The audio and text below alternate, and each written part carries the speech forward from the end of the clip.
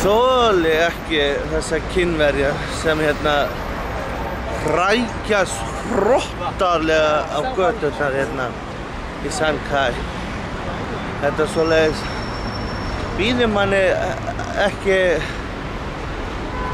þetta bara fyrir neðan allar hellu hvað þetta mikill sóðaskapur.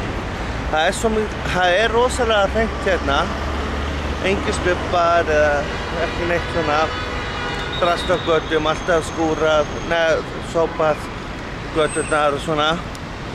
En svo heyrir maður þetta og djöfusins, þá missir maður svoleiðis matarlistina og allt. Bara að gera mig alveg kolvittlausan. Svona bara á fólk ekki að gera. Og ég mæli mig að þið fari nú ekki að byrja á þessum hrottalega sóðaskap.